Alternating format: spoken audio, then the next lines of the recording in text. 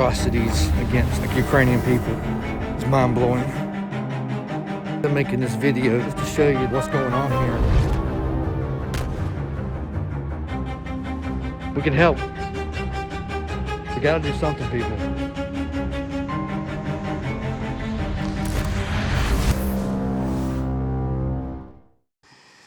So my nights were interrupted with the symphony of snorers, on top of stress, on top of crazy nightmares. For some reason, the moment I entered Kyiv and started sleeping and having dreams, for some odd reason, my mind, or I guess you could say, yeah, my subconscious, when I slept, he was like, look, man, we still have some trauma from your childhood that we haven't really fully talked about or resolved.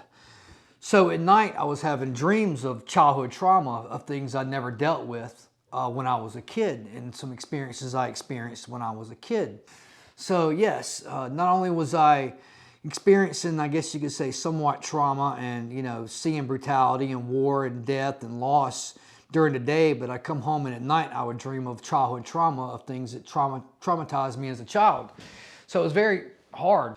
But back to my story, my bond started growing with the household in the flat, the resistance fighters. I started becoming very close with almost everyone there, even though we didn't speak the same language and they didn't speak English and I didn't speak Ukrainian. But for some reason, you know, we could talk through music. So we started pulling all these supplies, started earning trust from my flat and the resistance fighters. There was an opportunity where we had to go to Lviv to meet a convoy and ride with them from Lviv back to Kyiv. I had been under contact and had been talking to this guy and created this relationship. He told me he was an Israeli and his name was Sebastian. So I kind of arranged where I would go meet this guy, Sebastian, and just kind of see, you know, kind of create maybe a more longer lasting relationship. And you walk down this alley and you knock on this door and a man opens the door in this Ukrainian uniform and you say, Slava Ukrainia, and he turns around and opens up looks like a bookshelf, and he opens up the bookshelf, and then you walk through the bookshelf and you go down these spiraling steps into a restaurant bar. And the whole restaurant bar is inside a old World War I bunker in downtown Lviv that's been kind of like turned into a restaurant bar with their theme is World War I and World War II. So it's got, you know, it's a really amazing place. But to have drinks here was really cool. So we met and we're talking, and, you know, he's kind of like just probing me, asking me what I'm doing here, you know, what my experience is so far, kind of asking me more about supplies and what I need. So we had a couple drinks and we're laughing and he's like, all right, are you ready to go, you know, see the supplies?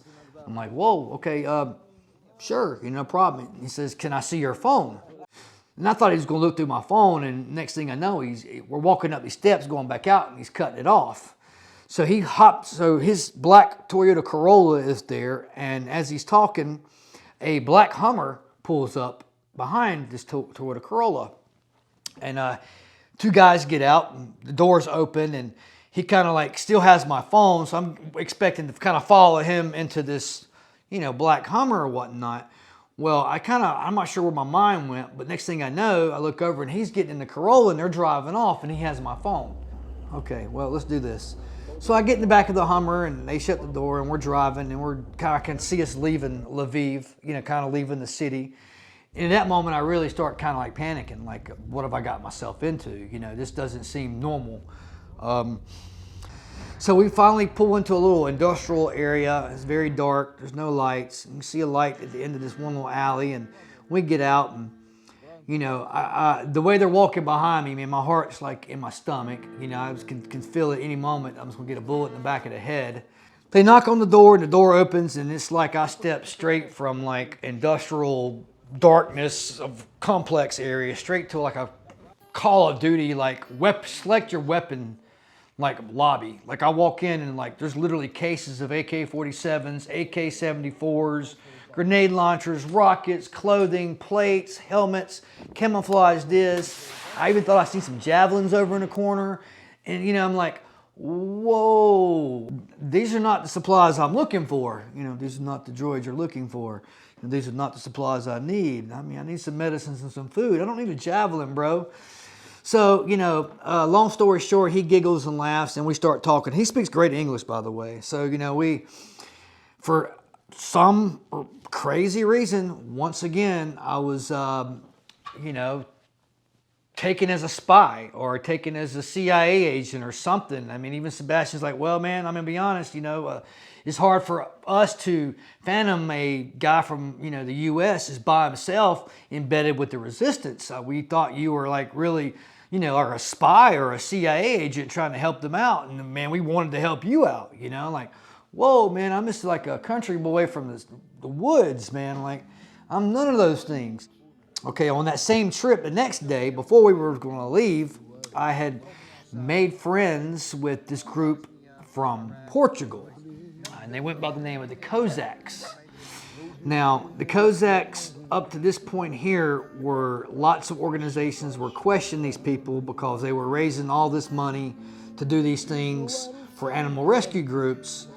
And the question was like, are these people really doing this? Now, by the time the Cossacks came along, we had come into encounter with many organizations or so-called groups and organizations working on the front lines, doing refugee extractions, animal rescue, and aid supplies and food runs, claiming they were doing these things that they were just not doing these things. I mean, profiteering in war is heartbreaking. Back to the Cossacks. The Cossacks wanted me to come look at this facility that they were getting ready to turn into a dog shelter. My point of contact was not the Cossacks, but was a journalist from Portugal named Jose. So I get to this location, and I go in, and you know, first I'm greeted by what appears to be what I'm told are Colombian legionnaires, like 4 of them there, and the journalist from Portugal. I'm in this facility that they are raising like thousands and thousands of dollars to turn this place into a dog shelter, you know, for animal rescues. And ultimately it was all a front. The Cossacks ended up being investigated by the FBI. They were, I think one of the Cossacks, from my understanding and what someone told me, was arrested. They got finally caught up with them for embezzling money, for profiteering, doing things they weren't supposed to. What the Cossacks had did was they had started using me and my group as like a poster child for other organizations. Like, hey, we're working with Bryan and his group. So when people would look at me and see what my group was doing, it kind of created some credibility for these guys that they were working with me. So people kind of just felt compelled to like, okay, these guys are trustworthy. So I got caught up in this huge like web of like this craziness of just because these people were saying they were working with me and they wasn't. And I went to this dog shelter and I kind of like called it out on camera, like there's no way there's going to be a dog shelter here. This is, you know, something's up here. So that was an experience for that day before we left. Come to find out, when I get back to inside Kyiv, I talked to my friend Wade, who is Special Forces in Canada, and he was telling me that it's very possible that I had met cartel, that there's not a lot of Colombian or South American legionnaires that come and fight. And he was like, and then he sent me a couple articles showing that there had been some drug bust on the Ukrainian border, people trying to bring in supplies, and apparently their story fell in the exact same story that was given to me by the Cossacks and by them. Like, hey, look, you know, you want supplies, we can give you all the supplies you want, we can give you all the fuel, the petrol you need to deliver these supplies, and we can give you all these supplies that you need. You just have to drive across the border and then drive them into Ukraine. That's all we ask, you know, we need drivers. So at first, like for the first 15 minutes, that sounded like, hell yeah, like great, you know, but then as things kind of like wasn't adding up, you know, it become obvious that something else was going on. And the next day I found out through my friend Wade and his little Special Forces contact, it was probably cartel that I'd kind of talked to and whatnot. And met this UK Marine sniper who I called the Rambo. And he had apparently come to Ukraine to kill Russians. He was going to drive with our convoy into Kyiv, and from there he didn't really know what he was going to do, but he was wanting to go to the front lines and fight. And I had to listen for like 9 hours how bad he wanted to kill Russians, how brave he was, and you know how this was like he's in his zone. This is my, you know, this is kind of my world here for like 9 hours. And then when we get back to the flat in Kyiv, and you know the surgeons have made a huge pot of borscht for us. You know, there's a couple of resistance fighters, 2 new ones I hadn't met before, and you know, everything seems to be going good. You know, we have some soup and we eat dinner.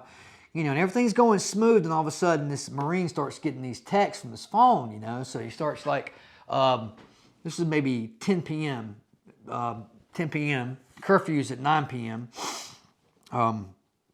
so he just starts freaking out. It's like, you know, I'm getting all these texts. Well, he comes to me and says, look, you know, we need to get out of here.